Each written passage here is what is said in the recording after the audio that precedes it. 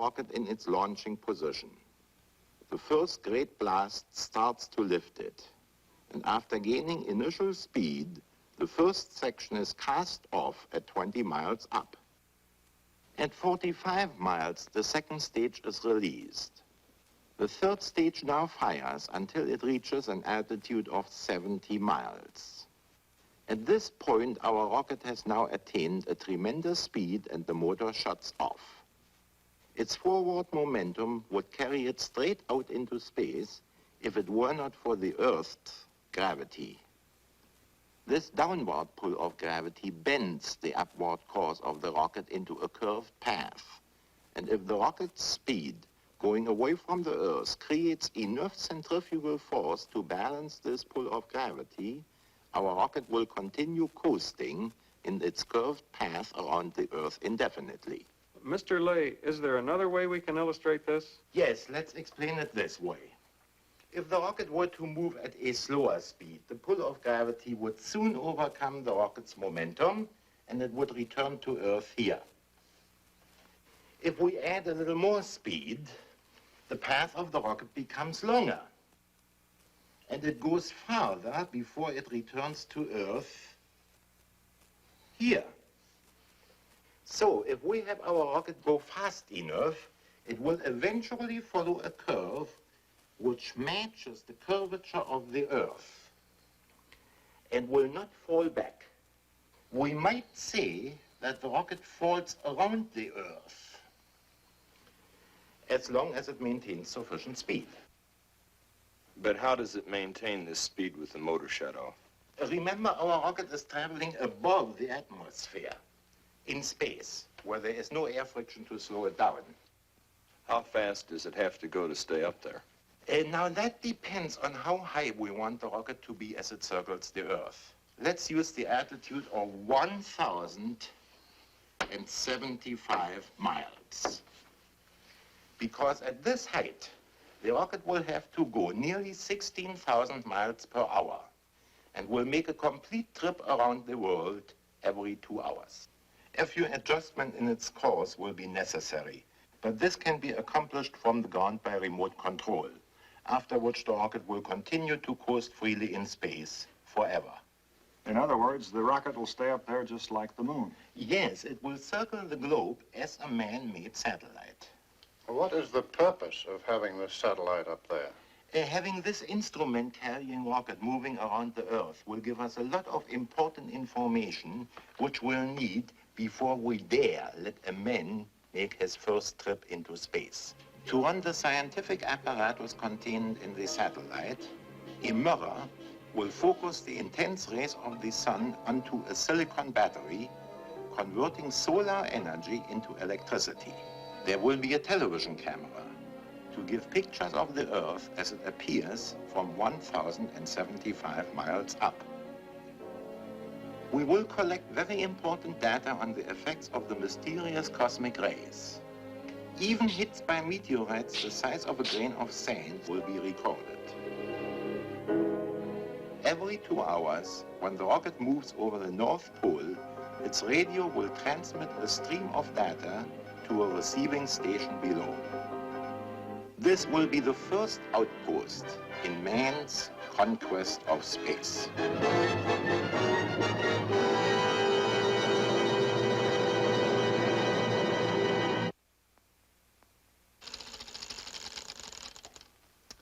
One of the big question marks of future space travel will be man himself. How he will react mentally and physically to this unearthly experience is the concern of a new field of science called space medicine. Helping us illustrate this interesting problem is the scientist most noted for his pioneering work in space medicine, Dr. Heinz Haber. When man steps into his rocket ship and leaves the Earth behind, he must be well equipped to survive in the hostile realm of outer space. To portray the complex problems of space medicine, we have designed a sort of common man. A man just like you and me. We will find out what will happen to him on a trip into space. In a way, he's going to be our space guinea pig. That makes him a brand new biological species. I think we should call him Homo sapiens extraterrestrialis, or spaceman.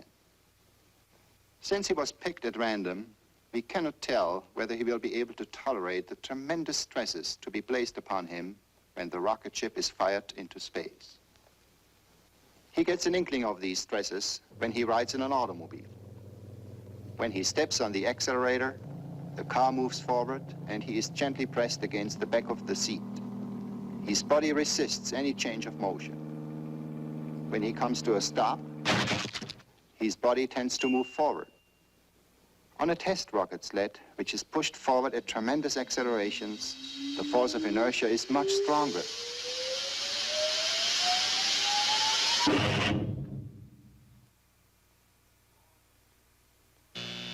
We are all familiar with centrifugal force. We duplicate this force in the laboratory by using human centrifuges. These machines artificially create on man the crushing pressure he will have to endure in a rocket takeoff from Earth.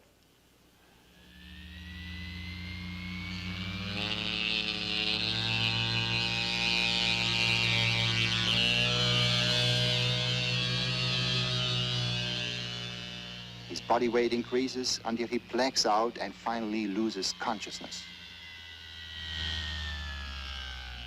From tests like these, we have learned that man will have to assume a reclining position when his rocket takes off into space.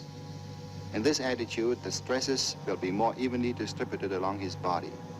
He will then be able to tolerate pressures of up to 9 times his weight or more, as it occurs in a rising rocket. When the rocket engine finally stops, man will face his next big problem: weightlessness. Without support, he will be floating freely, drifting, tumbling, and twisting helplessly. In space, a man, a feather, a bubble, or a piece of iron will have the same weight, or rather, no weight at all. However, man is designed to live with gravity, the down-pulling force which Sir Isaac Newton first explained. Any two bodies attract each other with a force which is proportional to the product of their masses and inversely proportional to the square of the distance between them. Or, what goes up must come down. Loud alarm signals sound throughout the nervous system whenever we are in danger of falling or stumbling. But weightlessness is not such an unearthly experience. We become weightless for a short while in a dive, on a roller coaster, or in an elevator. But if we remove the support by cutting the cable, we produce the exact feeling of weightlessness in space.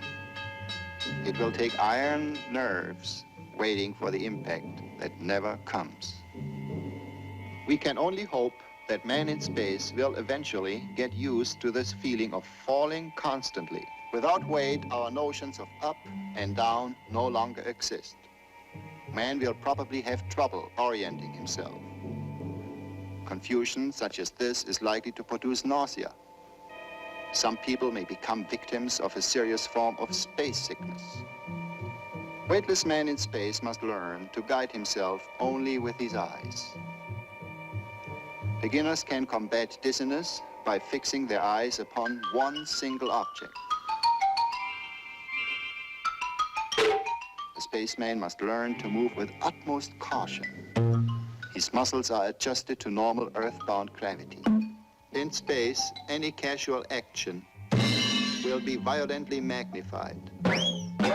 He must coordinate himself under an entirely new set of rules.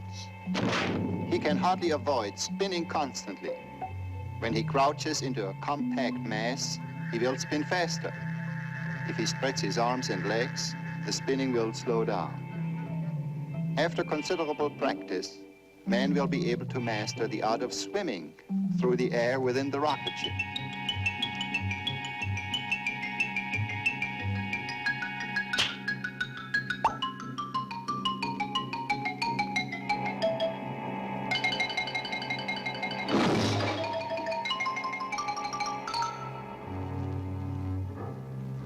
For the beginner, a web of ropes might be provided.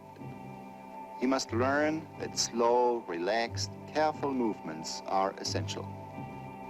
After his first few encounters with the problems of weightlessness, he will no doubt try to normalize his life.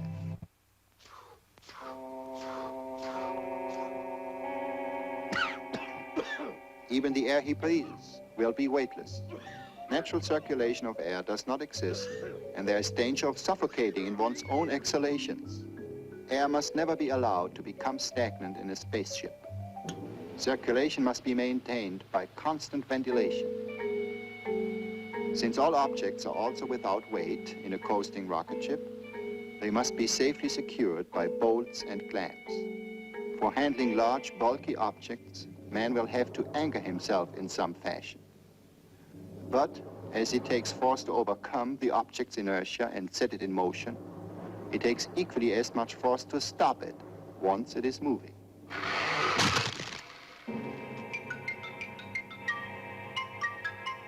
On Earth, we are not exposed to dangers from space owing to the protective layer of our atmosphere. But up there, even the hull of the ship would not shield man against the possible hazards of the mysterious cosmic rays.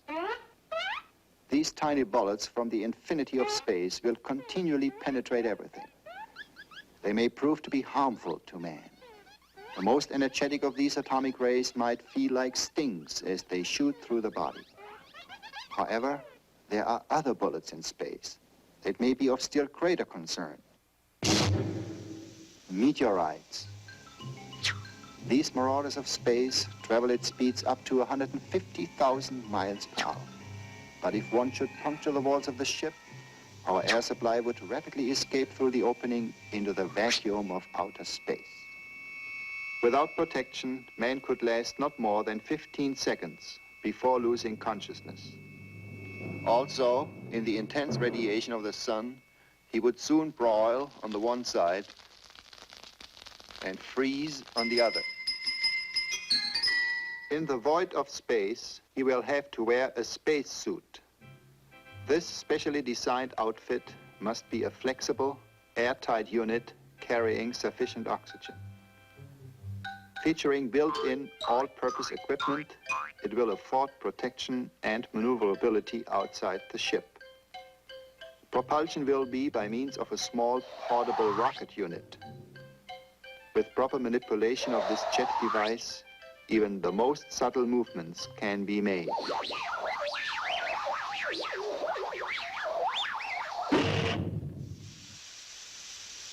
Action, reaction. Dining under conditions of weightlessness will present new and surprising problems. Liquids will be particularly annoying. They will not pour. They must be transferred by titration tubes. This tube will contain the liquid until it is forced into the desired location.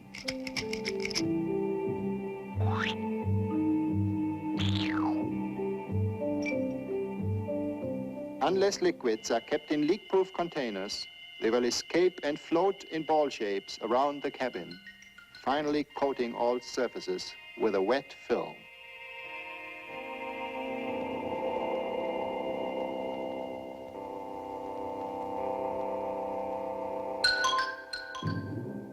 Plastic bottles will be used so that liquids can be squeezed out. Food will be cooked in closed containers by radio frequency short wave. Space etiquette will call for the extensive use of sugar tongs. Man can overindulge in space, but he will never be overweight. To relieve the inevitable tensions of space travel, we must provide suitable recreation. A game of three-dimensional pool could be particularly relaxing.